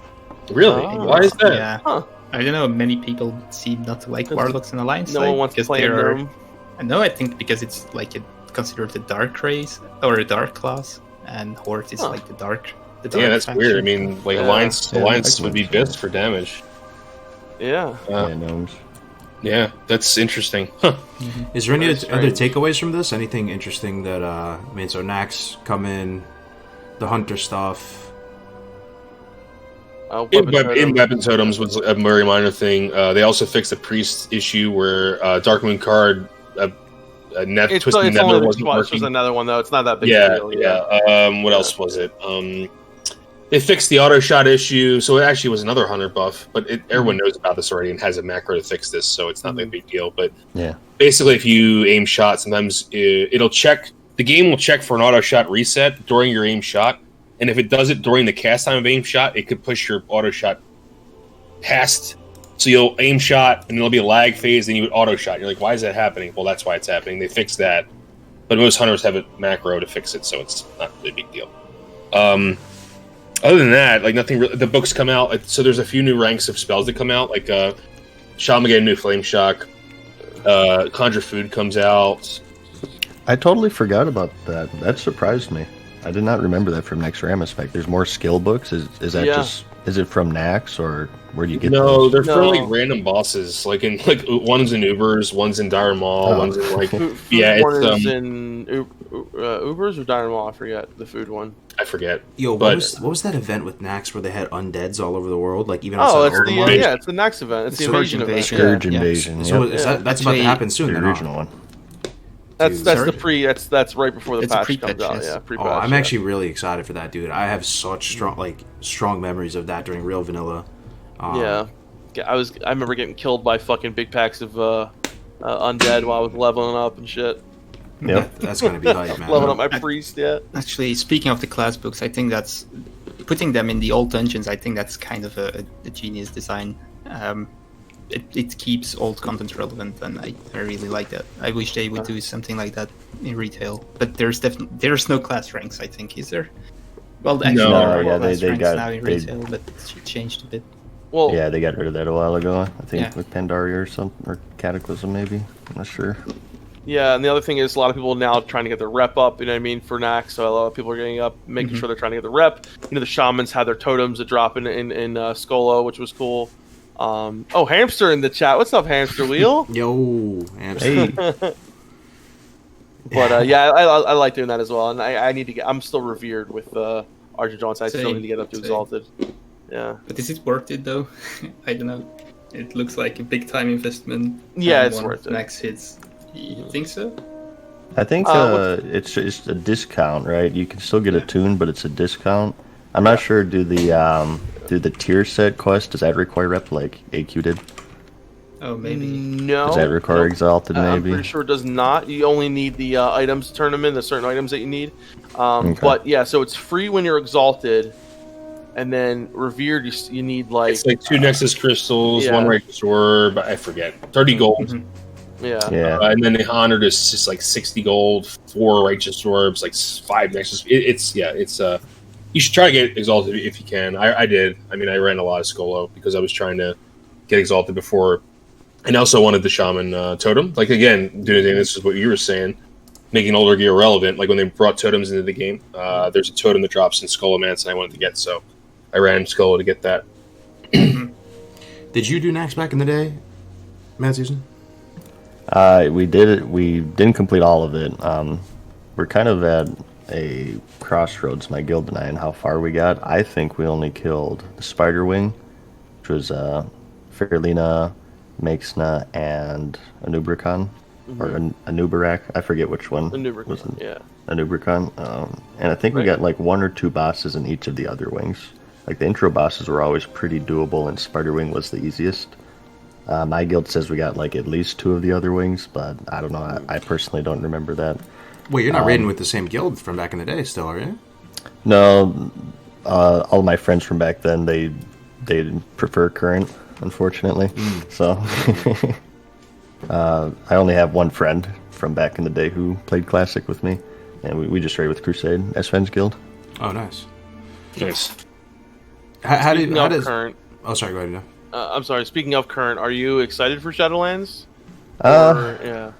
I'm optimistic for it. I try to go into each expansion optimistic, just to give it a chance. Even though BFA really doesn't give me a reason to do that, honestly. And I'm gonna give it a legitimate chance, but I don't know. Like, it's gonna have to be extremely good for me to play Shadowlands over like vanilla and BC. Like MMOs are time consuming. I have time for 2 max, and when BC comes out, I'm obviously going to play that. I don't think I'll ever quit Classic. I might slow down my playtime a little bit, but I was just logging for Battlegrounds and stuff. Yeah. But yeah, I don't know, like Shadowlands has to be really good for me to play it, like as good as Legion. So I'm just it's sort of like a wait and see sort of thing. No, it's kind of funny. I was interested in playing Shadowlands because many in the guild were, and then you came out with your video on it, MadSeason. And really? After I watched it, my hype was totally killed. Oh no! A lot of people said that. Yeah. I tried to like present it in an objective way. You did, and I thought I did, problem, but that was the problem. Yeah, I guess. Yeah, it's objectively not interesting. That's the thing. Yeah. So yeah, and then I played the beta, and it kind of it hyped me a little bit, but not enough. I don't think I'm gonna play it at all. I simply don't like the class design at all. Exactly. I don't like the class design. I don't like the gameplay. It's not. The gameplay can be very good.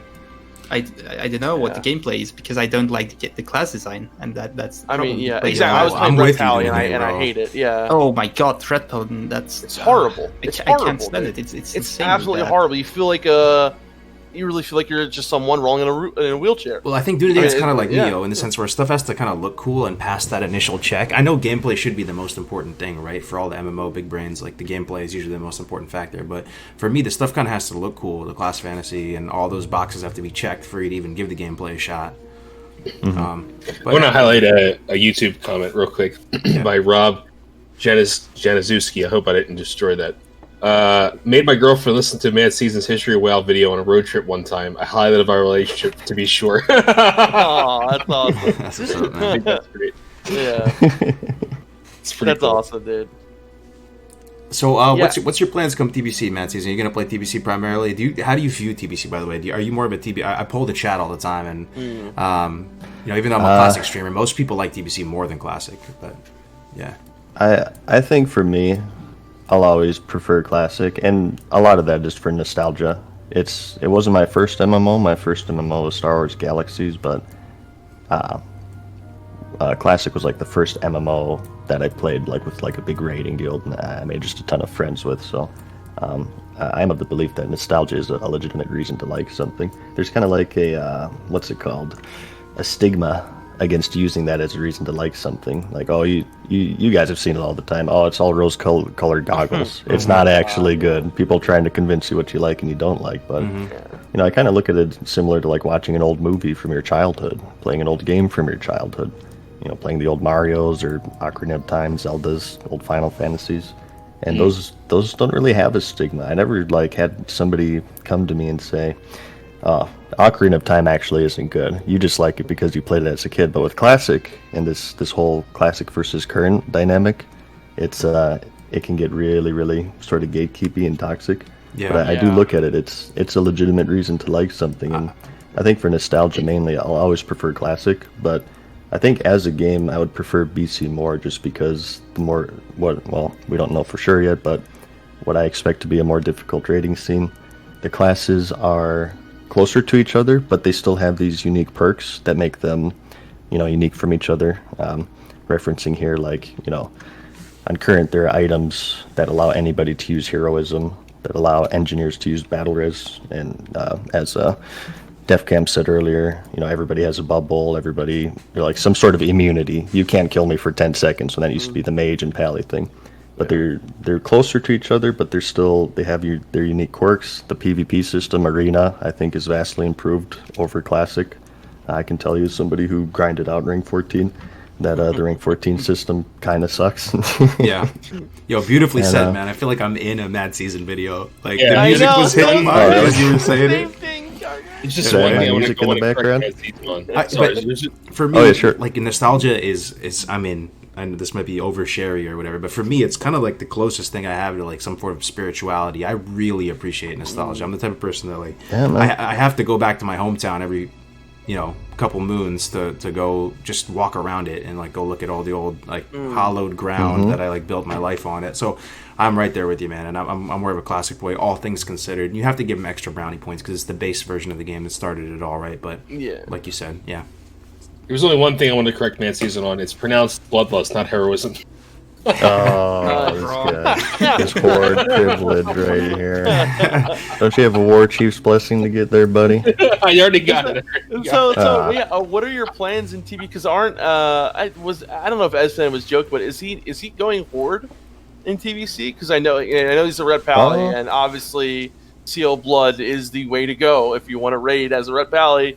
That's in TVC, so come on. Didn't stay Alliance, man. It's a huge DPS increase Seal of Blood. Well, yeah, true, but Alliance take pride in not having that. Yeah, we play hard mode. You guys have all the easy racials. Oh, please. Vanilla, you have the overpowered class. Okay, easy. You guys have a reduced threat. You can give everyone the raid. Come on. You guys have That's because we're Chads. Totems.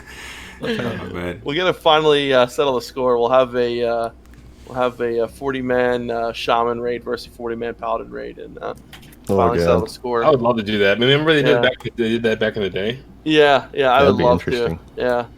So MadSeason, you got rank 14, man. That's pretty impressive, but you're missing one achievement on your belt from Vanilla still. The old solo warrior hardcore challenge, man. Maybe one day we'll see that the ultimate leveling side of things. Have you heard about hardcore at all? I know it's gonna.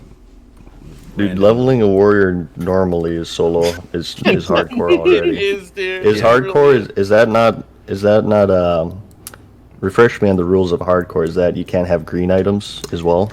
It's just grays and whites. You basically almost RP as a mortal with one life, and so you have one life, and then the gear set, the gear rules, loot rules, whatever you want to call it, is solo self-found, which is something that's existed in other games and stuff. Oh yeah, Diablo days. Yeah, so you can only use stuff that you pretty much find yourself, and so one life solo self-found, and there's some little tinier rules too, like you can do dungeon groups but only with other hardcore players, and you can only run each dungeon one time. Like a lot of this stuff was designed originally to stop dungeon cleaving, stop dungeon boosting to encourage people to get out in the open world and play and take advantage of this huge swath of content in Classic that really makes it so special, the leveling side.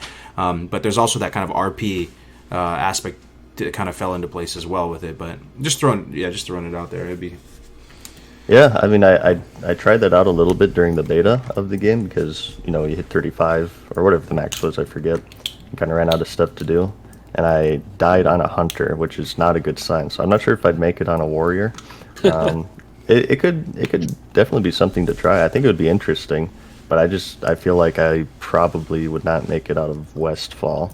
I'm pretty sure the Murlocs would just body just keep me. Trying. It makes you appreciate every little thing, though, which is a great part. Yeah.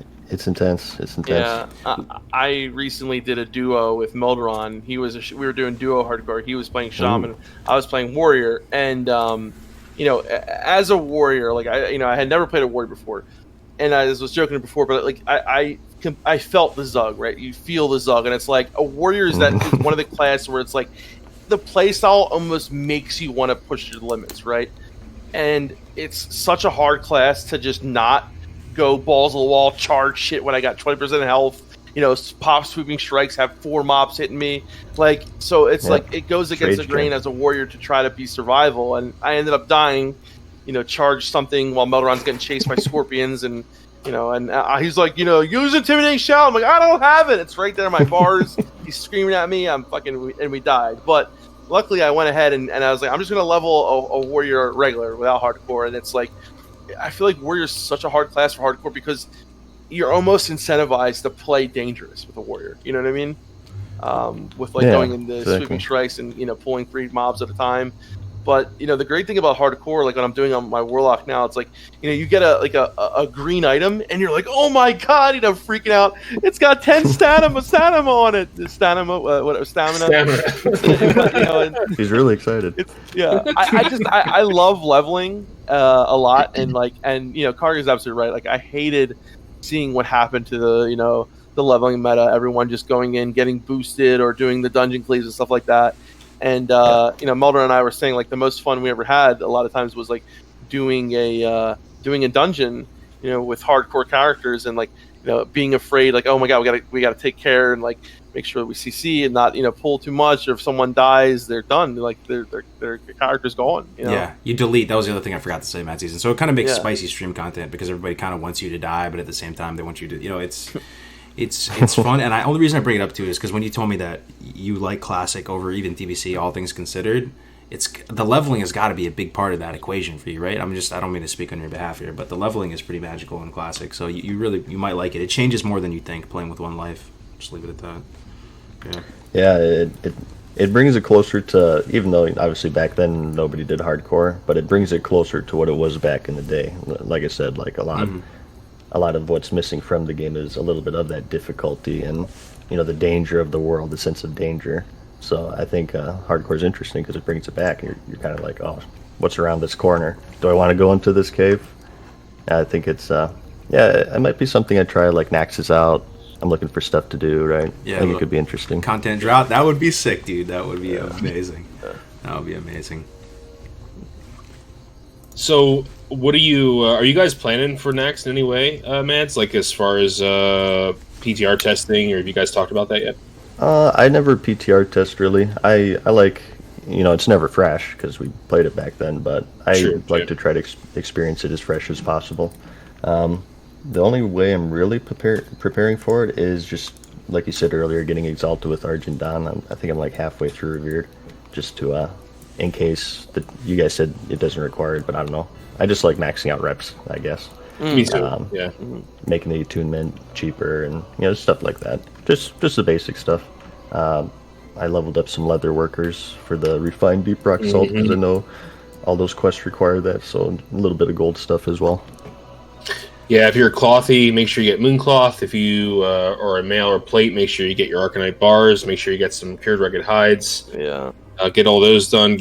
Honestly, guys, definitely make sure you're farming shadow protection potions and frost protection potions. Those are going to be big. Yeah. Elemental water, fade leaf, and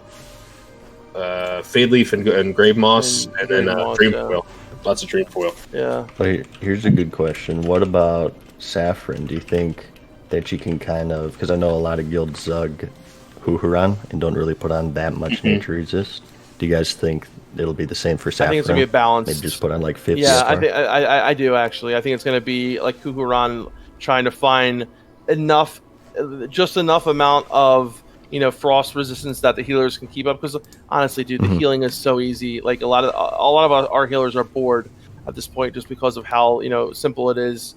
And like Huhuran is not that difficult. So I think it's gonna be the balance of having make sure they're hit capped, and then the rest just put frost resistance, something like that. That's what we do for Huhu. We make sure they're hit capped and then put a few pieces on. Yeah. But for Saf, the only thing I'm worried about is that I forget if it's percentage based or time based when she goes up in the air. Is it percentage based or time? I cannot remember. Yeah, I'm not sure. We never got to her. So that's going to be, that might extend the fight a little bit. And the people who are in the ice blocks are going to be taking a shit ton of damage. And I'm wondering if it might be prudent to put, FR for that reason, or use pots for that reason, because the healers have to heal those people that are in the ice blocks. So I don't know. Or else everyone dies, right? Yeah. So Hamster just said he talked to some hardcore private players, and they said that in regards to staff, they will skip some of the FR gear, but not all of it. Yeah. So it's probably going to be a lot like Huhuran. Huhuran, yeah. Yo, Matt, on a kind of lighter note, I always like hearing about this from other content creators, people who are passionate about the game. I know you're mainly a warrior. Is that the class fantasy that resonates the most with you out of all of them, when it comes to the flavor and just skills and everything? Really rogue for me. In every RPG I've ever played, like even the old Elder Scrolls, I always played like the stealthy character, the thief. Like I'll be stealthing around with daggers or dual wielding or even a bow. And that's what I played in the original run back in 2004. Okay. I started with a paladin, but then I realized that paladins basically just heal, so then I switched to a rogue pretty quickly. I played that all the way, and that's been my main for most of the game ever since launch. But just for Classic, I wanted to try something different, and I wanted to stay melee. I prefer melee in the game, and I was thinking I might grind rank 14, and really it's kind of like a weird reason, but I think the rank 14 armor looks really cool on warriors, the claymore and stuff too. So that was part of it. Even though I really had no reasonable intention to grind rank 14 when I started, it just kind of worked out that way. But yeah, I guess to answer your question, I made it like a rogue, a stealthy character, but just to switch things up for Classic, I went warrior, and that was my YouTube avatar too. So it just it felt right. Now, what about least favorite? Like, which class, fantasy, and race maybe combination seems the least appealing to you for whatever reason? Druid. I've never really, not because they're not the best in Classic.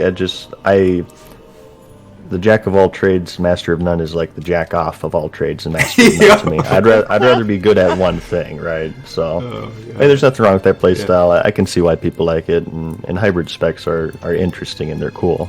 But I guess it's just not for me. They're getting their revenge come TBC. Oh, sorry, go ahead. Do you like Priest MadSeason? No, because they keep dispelling me.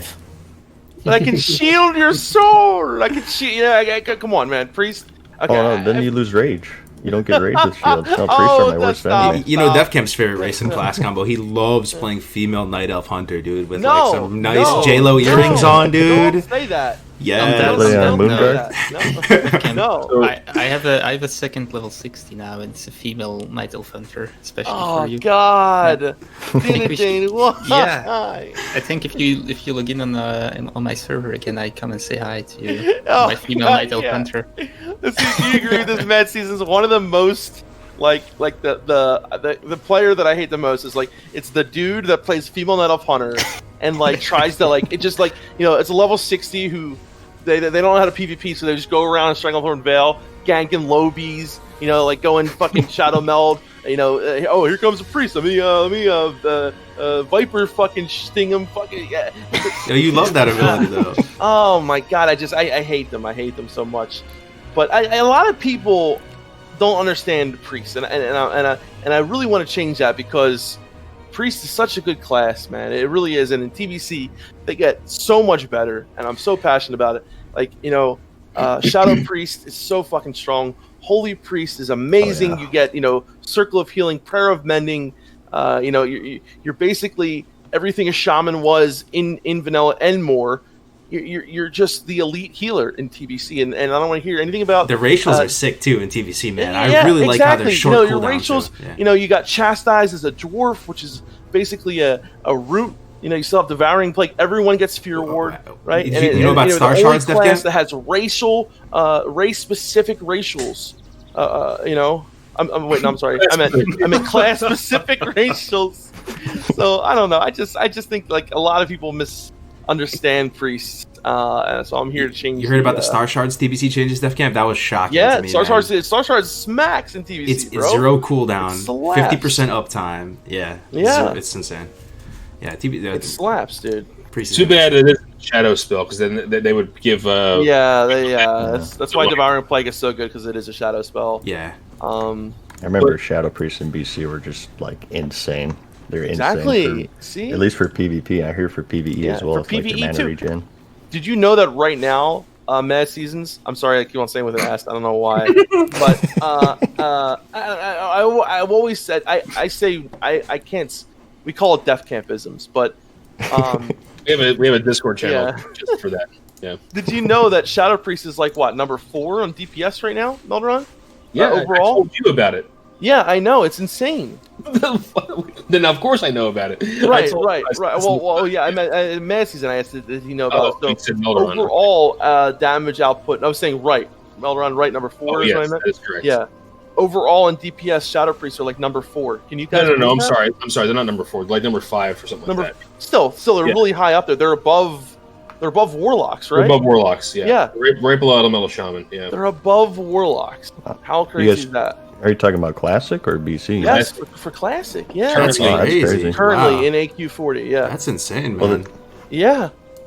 Yeah, that's an interesting meta, because the weakness of Shadow Priests back in the day was they would run out of mana. Exactly. But because the fights are so short these days, they don't have that problem anymore. Yep.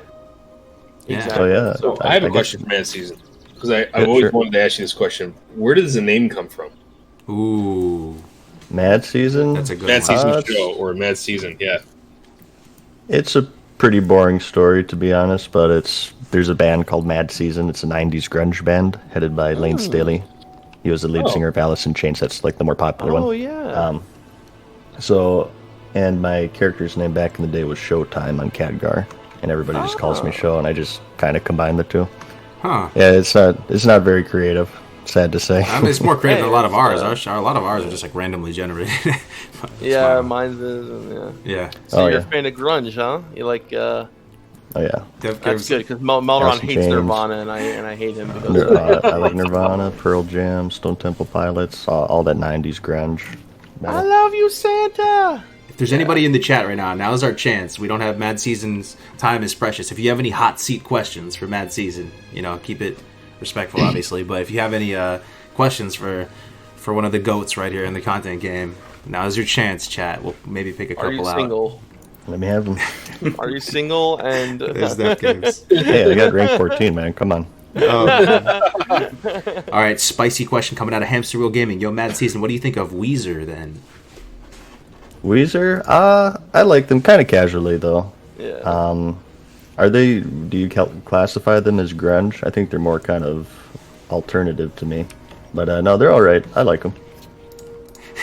Another one. Does MadSeason ever get excited? I'm sure you do. But the voice stays pretty stable, I will say that when Classic was announced, I did make an embarrassing noise, but luckily, I wasn't streaming back then, so myself and about it. One noise. What? Yeah. All right. He was like, yes. What's MadSeason's thoughts about New World and new MMORPGs? I love this chat. We should do this segment more with guest Melderon hot seat questions from the chat. Yep. What do you think about New World and any of these new ones that they're talking about?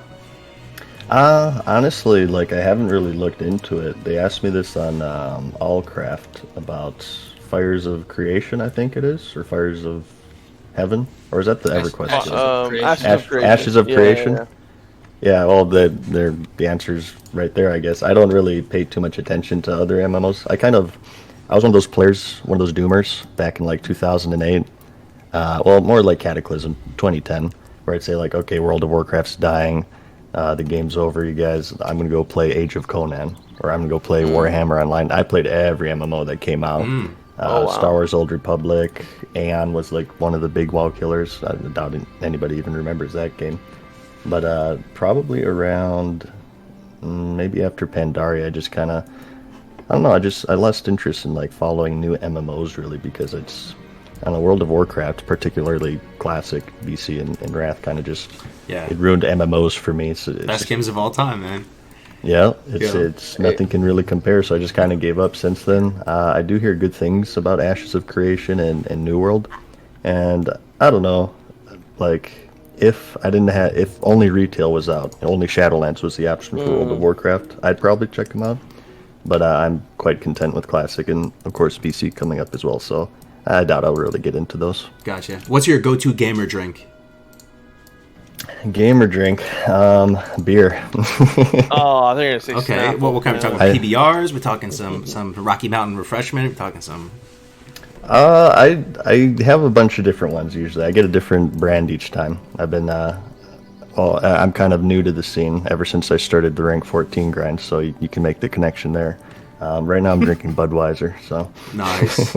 Are we ever going to get a face reveal? Feel free to plead the fifth. Feel free to plead the fifth. I don't know. I mean, never say never, but I don't really plan on it. I'm a pretty private person overall. I was on YouTube in the very early days, and face reveals are pretty common. There's nothing wrong with them, but in general, I saw a lot of pitfalls that channels fall into, and in general, not to get too off topic here, but I feel like one of their biggest downfalls is they share too much personal information. Oh yeah, guilty. Yep. Yeah, and people kind of get kind of crazy with that. And you see a lot of channels today that are feeling the repercussions about that now, with like doxing, swatting, and all sorts of stuff. And not that a face reveal like is anything that's super private, but I think just because of that, I've always been like really, really private with myself. And well, the fact you've had this much success without the face reveal, because a lot of people will tell you, like, again, it's if they go to the YouTube Twitch Academy, they'll say you have to have a very excited, energetic voice, and you have to do a face reveal because you get more viewers. The fact that you've done neither and still have like monstrous success is just really a testament to your content. Yeah, it's part of the charm, I think. Yeah, the meta has changed. Back in the day, nobody had a face cam, and face cams were kind of seen as the opposite. But over time, I'd say maybe like 2010. Maybe around that time. Gives you an air of mystery, Mm-hmm. Yeah, I like that. It gives you a little bit of mystery, and there's like people who like demand for me to show my face, so it's a little bit out of spite. I think it's a little. I have a little bit of a immaturity there. Yeah. People are saying that you stopped streaming. Is there any truth? They're like there's a couple people saying, "Are you ever going to like stream again or something like that?" Yeah, maybe when BC comes out, I'll pick up streaming again. Basically, right now, well. Back when Classic launched, like many people, let me back up a bit. Right now, the way I word it is I have 3 things in my life right now. My personal life, of course, which is huge, and then YouTube is obviously very time-consuming, and streaming. I really only have time for 2, and back when Classic launched, I prioritized really like streaming and YouTube, and neglected my personal life a little bit, especially with the rank 14 grind. Oh, I bet, but, yeah, like recently, as soon as I finished the rank 14 grind, I was like, okay, I gotta take care of some stuff. I only have time for 2 out of these 3 things, and I really want to get back to YouTube. I mean, I like streaming, but I always consider like YouTube is my main passion. It's my creative outlet. So just right now, I only have time for 2 things, and I'm just choosing my personal life and YouTube. But in the future, I might kind of ease back on YouTube a little bit and switch to streaming. Just to keep things interesting so I don't burn out and stuff. Hell yeah. Here's another question. Do you feel like you wasted time with WoW, or do you ever regret playing WoW? I guess, that's the question. No, not really. Even with the rank 14 grind, and I said this in my return video that I posted, specifically with that, it's just meeting new people and making friends. I made a ton of friends with the rank 14 grind, and I had a lot of memorable moments. I mean, really, like, why else do we play MMOs? Really, it's for that community aspect of meeting new people and making friends, man. And, ultimately, it is something that I enjoy. It's my hobby, and ever since the beta of last year, it's been my profession. So, I don't know. I guess in a way it justifies myself no-lifing it back in the day. Because my parents would always like yell at me like, focus on school or you're playing this damn game too much. But now I can say like, hey, I was just practicing for this moment. Yep. I love meeting other creators too, man, because I have a kind of a weird existence, don't we? Like, this is kind of just a strange path to take. Yeah, we're lucky, man. We're very lucky. It is, yeah. Another question. Did MadSeason play Blizzard games prior to WoW, and if so, how far back? Yeah. World of Warcraft was my first Blizzard game, but after it came out, I did play back like the old Warcrafts and Diablo, but I did not really play them on release. I remember I checked out Warcraft when Wrath of the Lich King came out, because that's when well, really honestly that started with BC, but they really started injecting the story a lot at that point and shifting the focus to more of these major lore characters. And I thought, the Lich King and Arthas was awesome. So that led me into the path of, looking at wikis and looking at his story, and then eventually, he's from Warcraft. There's a RTS series called Warcraft. So I'd say, like many others, World of Warcraft kind of introduced me to Blizzard games, not the other way around. Gotcha. I saw an interesting question too. What's your favorite race lore-wise? Favorite race lore-wise? Does that include current? Why not? Fine, yeah, damn it. Yeah, go ahead. It's definitely the Volpera. No. No. My heart. I don't know. Should I just be boring as my voice and say humans? I usually play the human character. Yo, there is nothing wrong with that, brother. Defcamp would say otherwise, though. I like orcs and humans, and Defcamp thinks I'm a Nord. It's so normy. Like explain to me why. Why do you like humans, though? Like, what is the... Because I like to see my amazing physique in World of Warcraft, as you know, and the human character models. It's the most realistic, so. Well, do you see yourself in your character? Like, do you almost kind of like pretend like that's how you would be if that was the world? Or... Oh, you mean like looks-wise and like his hairstyle and stuff? Like, well, some people play like a female Night Elf Hunter, and they're, they look like Smeagol or something. But they like to make that character have its own story, and like they view it as like maybe they're playing like Angelina Jolie Tomb Raider or something, like that's the character, as opposed to feeling like that's how you would look in this fantasy universe if you were like transported into it. I don't know. Yeah, no, that's more of like an RP thing. I guess not for me. I've never really been into RP unless it's in Moonguard Goldshire. It's really just, I don't know, I just like humans, pretty much. That's why you like humans. It's close to Goldshire. Yeah, there you go. Quick access. Someone said a favorite zone in Classic WoW. Favorite zone? I really like Red Ridge Mountains. I have, that's like the most nostalgic for me. Spent the most time there back in the day. Lots of memories in there. I really like just like those beginning human zones, like Elwyn Forest, Duskwood, Red Ridge. I think, in fact, those are like the first zones they ever made for the game, so they have like the most work put into them. So I guess that's probably the reason why too. Can confirm had John's stats on the show. He was talking about that. Yeah, that was awesome. I was going to say I like humans just because of those zones, basically. The beginning is so fun. Yeah, exactly. Someone said that MadSeason cannot do a face reel because he's actually Kevin Jordan. With a voice modifier, he's like, "I'm back, guys." No. You got me. Someone said do a face reveal, and you hype it up, right? You do a big face reveal for like weeks, you announce it, and then you show up, but it's you in like a cosplay Lionheart helm, and it looks just like your avatar. That'd be hilarious. No, I would just have my character model and click show helm off. There you go. Get some nice views with that. I was gonna say, he's got a picture of Chuck Norris or something. Here's a question. This is kind of a hard-hitting IRL type thing. Where do you think you would be in life if WoW didn't exist? President. Definitely a movie star. Movie star. 100%. Yep.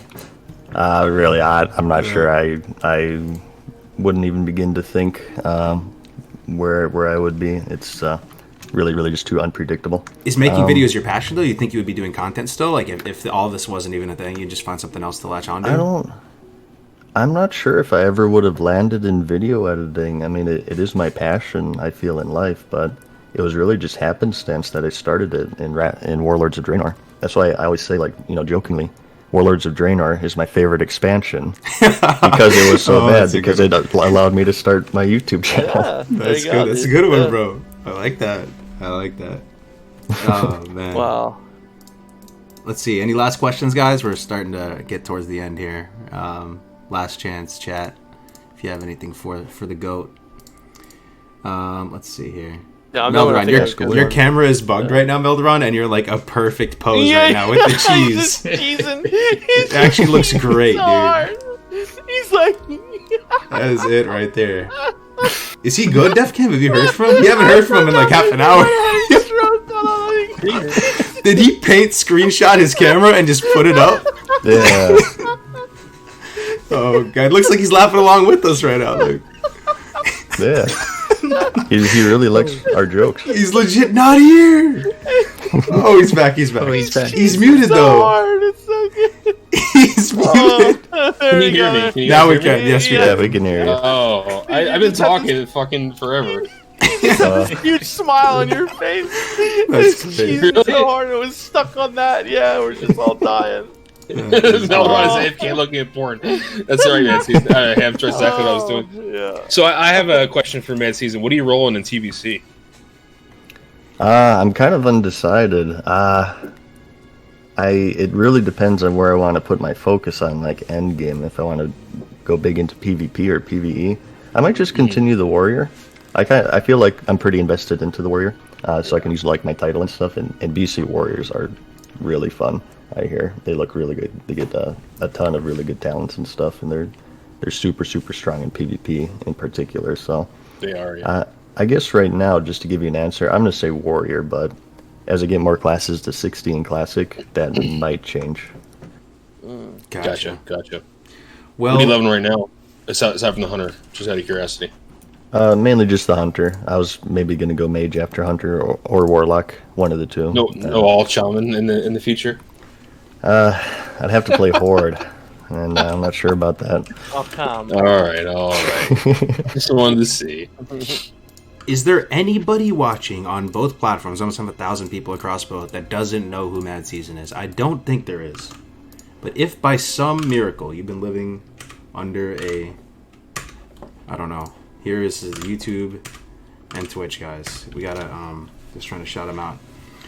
I want to hear about Mad Seasons. Mad Seasons. Yeah. That's the alt account right there. Mad seasoning. There you go. I got some Mad seasoning.